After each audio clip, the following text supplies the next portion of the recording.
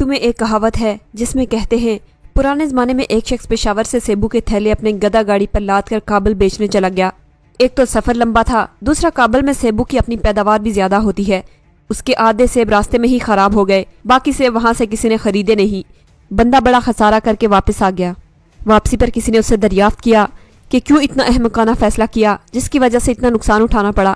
اس شخص نے جواب دیا، نقصان ہوا تو کیا ہوا، سیب نہیں بکے، میرے گدے نے کابل کی سیر تو کر لی۔ یہی مثال ہمارے نگران وزیر اعظم صاحب کی ہے۔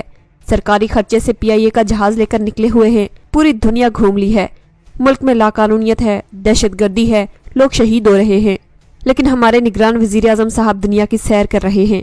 نام اور پیسہ ملک کا، مگر نگران صاحب کے اپنے سیر سپاٹے۔ UN اسمبلی میں خطاب کرنے گئے، لیکن وہاں بجائے سفارتکاری کرنے کے محض فوٹوگرافی کرتے رہے، اور سرکاری خرچے پر کاکڑ صاحب بھی گدے کی طرح امریکہ دیکھ کر آ گئے۔ وزیر اعظم موصوف جہاں بھی جاتے ہیں نئے گل کھلاتے ہیں۔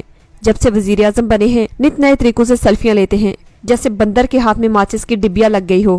کاکڑ صاحب کو جہاں بھی کوئی نظر آتا ہے وہاں سیلفی لے لیتے ہیں۔ ویسے کچھ عرصہ قبل پشاور میں چرسے تکے کے مالک کو ایسے ہی غیر ملکیوں کے ساتھ سیلفیاں بنانے پر پولیس نے گرفتار کیا تھا۔ وہ چونکہ غریب تھا، پولیس نے گرفتار کر لیا، تو کاکڑ صاحب چونکہ وزیر اعظم ہیں لہٰذا ان کو چھوٹ ہے جب چاہے جہاں چاہے مختلف غیر ملکی خواتین اور ہر بلڈنگ کے نیچے تصاویر بنوا لیں۔ پاکستان کے ساتھ کیا بھونڈا مذاق کیا جا رہا ہے۔ ایک مسخرہ لا کر بٹھا دیا گیا ہے جو سوتے جاگتے اٹھتے بیٹھتے صرف سیلفیاں لیتا ہے، چاہے نگران صاحب نے ملک کو کوئی فائدہ دیا ہو یا نہ دیا ہو۔ لیکن اقوام متحدہ کے کانفرنس ہال سے لے کر گوری خواتین کے ساتھ سیلفیاں دیکھ کر گدے والی کہانی یاد آ گئی کہ چلو اور کچھ ملک کو فائدہ پہنچا یا نہیں، لیکن کم از کم نگران وزیر اعظم نے امریکہ کی سیر کر کے گوری چمڑی والے تو دیکھ لیے۔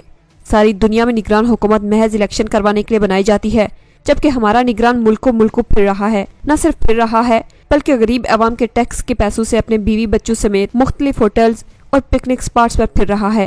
نیو یارک جنرل اسمبلی میں شرکت کرنے کے لیے جاتے ہوئے کاکڑ صاحب نے اپنے بچوں کی خواہش پر سرکاری جہاز کا رخ پیرس کی طرف موڑا اور پھر ایفل ٹاور بھی گئے۔ وہاں دنیا کے مہنگے ترین ہوٹل پر جا کر ان جناب نے کھانا کھایا اور بل پاکستانی عوام نے دیا۔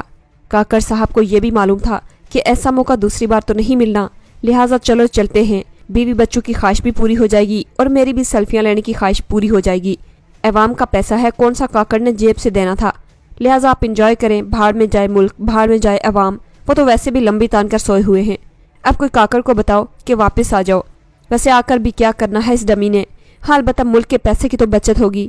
ایک غریب ملک اور غریب عوام کا پیسہ کاکڑ صاحب اپنے سیر سپاٹے کے لیے استعمال کر رہے ہیں، باوجود اس بے عزتی کی جو IMF کی ڈائریکٹر نے نگران صاحب کو پلائی۔